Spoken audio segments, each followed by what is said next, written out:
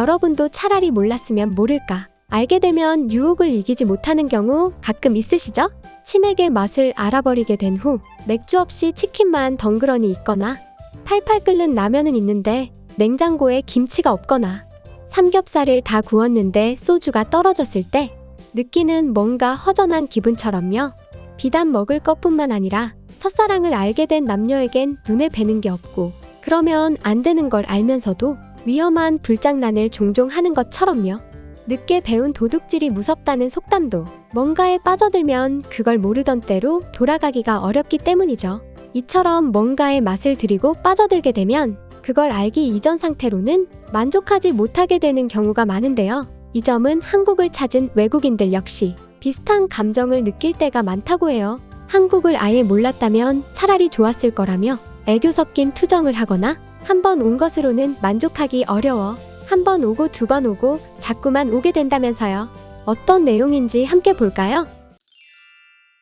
내가 한국에 온 건 어느새 4번째고요. 처음엔 일주일, 두 번째는 한 달, 세 번째는 2년, 그리고 4번째는 현재 진행 중이죠. 한국을 한 번도 안 가봤을 땐 모르고 있었지만 한 번 다녀간 뒤부터는 또 오고 싶은 나라 1위가 되어버렸죠.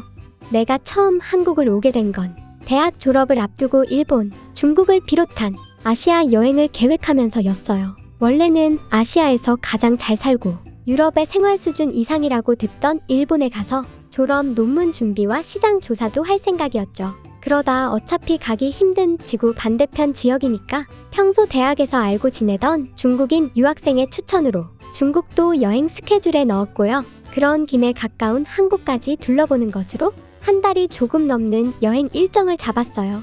하지만 첫 코스로 중국을 갔던 건 그야말로 최악의 선택이었죠. 어딜 가나 고래고래 소리를 질러대며 에티켓 따윈 시원하게 말아먹은 중국인들 때문에 귀가 따가워서 나중엔 머리가 아플 지경이었고요. 더럽고 지저분한 냄새와 무질서가 당연한 듯한 무법천지, 새치기가 난무하는 관광지의 스트레스만 받곤 했어요. 외국인이라고 대놓고 손가락질하며 밀치거나 침을 튀기며 소리를 지르는 건 덤이었죠.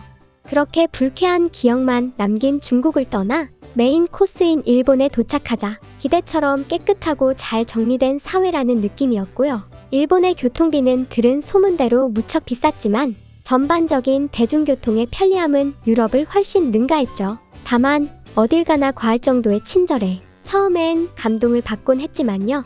며칠이 지나자 어딘가 모르게 부자연스러운 느낌을 지울 수가 없었답니다. 분명 몇 번이나 얼굴을 보고 대화한 사람도 매번 처음 본 것처럼 대한다는 느낌을 받았거든요. 처음과 똑같이 친절했지만 형식적이란 느낌이 강했어요. 친절을 포장한다고나 할까요? 그건 외국인이니까 어쩔 수 없나 싶지만 일본인들끼리도 겉마음과 속마음이 달라서 그렇게 대하는 게 일반적이란 걸 알게 되었지만요.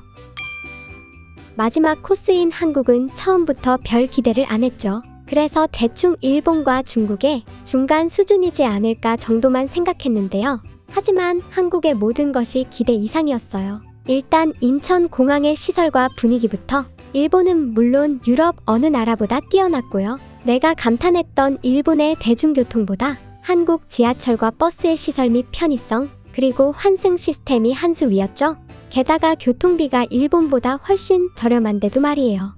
또 서울은 도쿄와 오사카보다 더욱 현대적이고 손에 잡히는 모든 것이 놀랄 만큼 편리했어요. 게다가 24시간 불이 꺼지지 않고 밤에도 새벽에도 안전하게 일상생활을 할 수 있다니 야간 치안이 좋지 않은 유럽에선 좀처럼 경험하기 힘든 특별함으로 다가왔죠. 그리고 대부분의 한국 사람들이 일본과 중국보다 키가 크고 늘씬했다는 것도 생각보다 의외인 부분이었고요. 무엇보다 한국 사람들의 친절은 일본의 그것과 분명히 다르다는 걸 느꼈답니다. 왜냐면 한국인들은 처음엔 일본보다 무뚝뚝하지만 인사를 한 다음부터는 전혀 다른 느낌으로 마음부터 다가온다는 걸 알 수 있었거든요. 이런 강렬한 체험 때문이었을까요? 일주일간의 한국 여행은 내 마음을 사로잡았고 두 번째는 한 달간의 일정으로 한국을 찾게 되었죠. 유명한 관광지가 아닌 한국의 일상을 맛보면서 마음껏 밤거리를 돌아다니곤 했어요. 매일 숙소 앞 한국 식당에서 한국 사람처럼 김치찌개와 계란 프라이, 두부조림을 즐겨 먹고 삼겹살에 소주가 얼마나 잘 어울리는지 알게 되었죠. 난생 처음 잠실 야구장에도 가보고 마음껏 소리를 지르며 치맥을 함께 즐겼어요. 가끔 새벽에 혼자 슬리퍼를 신고 나가서 편의점에서 군것질을 하는 즐거움도 프랑스에선 전혀 느껴보지 못한 작은 행복이었죠. 무엇보다 내 마음속을 사로잡은 건 알게 된 한국 사람들 특유의 그 살가움이 바로 정이라고 부르는 특별한 감정임을 확실히 느끼고 올 수 있었답니다. 그 뒤로 나의 한국 아리가 시작되었어요. 밤이건 새벽이건 어디나 안전하게 갈 수 있고 하고 싶은 건 무엇이든 할 수 있었던 한국에서의 기억을 떠올리기 시작하면 저녁 7시만 되어도 할 수 있는 게 거의 없고 여자 혼자서 함부로 밤에 돌아다니기 어려운 프랑스의 환경이 너무 답답하게 느껴졌죠. 또 손이 닿는 생활 속 모든 것에서 사용자에 대한 배려가 느껴지는 한국과 오줌 냄새가 진동하는 지하철과 버스 정류장, 어딜 가도 손님은 뒷전이고 주인 맘대로인 프랑스의 일상도 속이 꽉 막히는 기분을 들게 했어요. 우편과 종이 문서에 집착해 정말 참을 수 없을 정도로 느려터진 프로세스도 한국처럼 이런 것들을 바꿔야 한다고 말하면 그걸 전통이라고 하면서 나보고 유난을 떤다고 말하는 프랑스 사람들도 한국을 그리워하게 만드는 요소였고요. 한국을 다녀온 뒤부터는 계속 주변의 환경과 비교를 하게 되고 일상의 모든 것에 아쉬움이 반복되는 금단 증상이 생긴다고 할까요? 그래서 난 3년에 가까운 시간 동안 한국에서 일을 하고 지낼 준비를 하면서 한국어도 배우기 시작했답니다. 때마침 한류 열풍이 유럽에 불어 닥치면서 한국에 대한 관심이 높아졌고요. 한국어를 공부하는 스터디 모임도 많아져서 공부에 여러모로 도움이 되었어요. 그렇게 한국의 여러 회사와 인터뷰를 진행하며 나에게 맞는 일을 준비하고 있었죠. 덕분에 난 한국에서 일할 곳을 찾게 되었고요. 3년 만에 다시 찾은 한국은 또다시 놀랄 만큼 발전되어 있었어요. 정말 많은 것이 새롭고 보다 더 편리하고 더 빠르게요. 프랑스에서 지낸 3년간은 거의 아무것도 변한 게 없었는데 말이죠. 그렇게 다시 한국에 온 지 1년 만에 생각도 못한 행복한 선물이 찾아왔답니다. 바로 멋지고 자상한 한국 남자와 사랑에 빠졌거든요. 덕분에 다음에 한국에 올 때는 구실을 찾을 필요가 없어질 것 같아요. 아마 사랑하는 사람과 함께 계속 여기서 살게 될 것 같으니까요. 한국을 한 번, 두 번 계속 찾다가 아예 눌러앉게 생긴 프랑스 출신 엘라 씨 이야기였고요. 요즘 한국에 오는 외국인들을 보면 공통적인 특징이 몇 가지 있어요. 지극히 평범한 한국의 일상적인 모습, 마치 한국인 체험을 하는 듯한 내용이 외국인들에게 큰 인기를 끌고 있다는 것. 그리고 한국을 안 와본 사람은 있어도 한 번만 와본 사람은 거의 없다는 것이죠.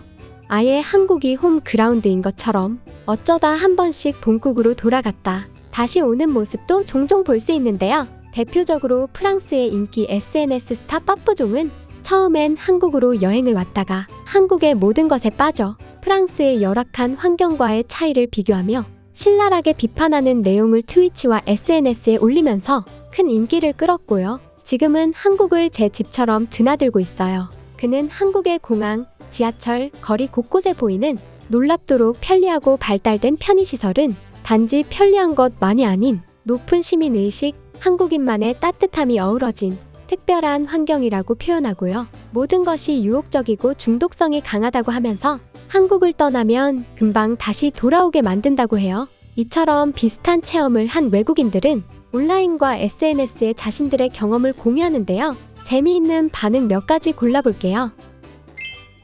한국에 한번 가본 뒤로는 알 수 없는 그리움에 시달릴 때가 많아요. 처음 갔을 때는 모르지만 한국을 떠난 뒤부터 자꾸 생각난다고 할까요? 마치 좋아하는 음식을 앞에 두고 먹지 못하고 바라만 보는 아쉬움처럼요. 그렇게 다들 2번, 3번 한국을 찾게 되는 거죠. 한국에 가면 세상에서 가장 바쁜 모습으로 말 걸면 가만 안 두겠다는 표정을 하고 있는 아저씨들을 어디에서나 볼 수 있죠. 하지만 뭔가 물어보려고 말을 꺼는 순간 가던 길도 되돌아오고 자기 일도 제쳐놓고 도와준 다음 인사를 하기도 전에 쿨하게 가버리는 그런 아저씨들 말이에요. 그런 게 바로 한국인만의 정이라고 하더군요. 한국은 마치 마약 같은 곳이라고요. 한번 가보게 되면 그 매력에 헤어나기 어렵죠. BTS나 블랙핑크의 팬이 아니더라도 한국에서 보내는 일상은 놀라움과 감탄의 연속이고요. 특히 그 편리함에 익숙해지면 아마도 돌아가서 한숨만 내쉬다가 다시 한국에 갈 계획을 짜고 있을걸요. 그래요. 시간이 점점 흐를수록 한국에서의 일상 그 자체가 계속 찾아오게 만드는 목적이 되고 있죠. 여러분이 매일 보내는 평범한 일상이 어느새 외국인들에겐 트렌디한 문화, 여행의 워너비가 되어가고 있는 거예요. 과거 파리지앵이 보내는 평범한 삶 그 자체를 세련된 문화로 받아들인 것처럼 어느새 한국에서 한국인으로 사는 것이 동경의 대상이 되어가는 요즘이랍니다. 이제 여러분은 그런 시대를 살고 있는 거예요.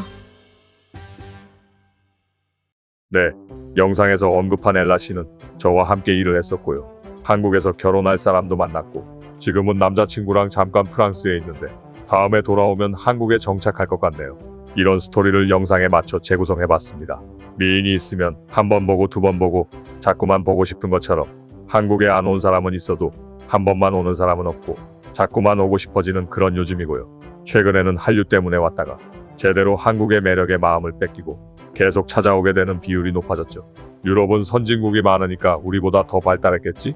이런 막연한 선입견 가진 사람들이 요즘도 많이 보이는데요. 제가 영상에서 계속 실제 사례와 경험을 통해 실상을 알리고 있는데 영상 보면서도 설마 그럴 리가 있나 여전히 이러시는 분들 있습니다. 초반에 올린 영상들 중에 일본 특유의 아날로그 집착에 대한 것들이 있는데요. 사실 일본은 유럽에 비하면 엄청 빠르고 세련된 아날로그입니다. 그래서 유럽 사람들이 일본을 아직도 높이 평가하는 거예요. 자기들보단 훨씬 나은 게 많으니까. 유럽 외곽 지역에 가면 파출소가 4시 반에 문 닫는 동네도 있습니다. 파출소가요. 경찰인데 저녁에 일을 안 해요. 어쩌라는 건지. 이런 사례는 수도 없이 많고요. 그래서 한국 생활을 맛보게 되면 자기들 상상하던 그 이상을 벗어나 버리니까 저런 반응 보이는 것도 당연하다고 생각합니다. 그만큼 한국에서의 일상, 평범한 삶에 대해 우리는 체감하지 못하지만 누군가에겐 상상 이상의 삶이 되고 동경하는 삶의 방식이 되어간다는 사실. 그런 만큼 자부심을 가지고 하루하루 생활에 더욱 충실하시기 바라면서 오늘 영상을 마무리하겠습니다.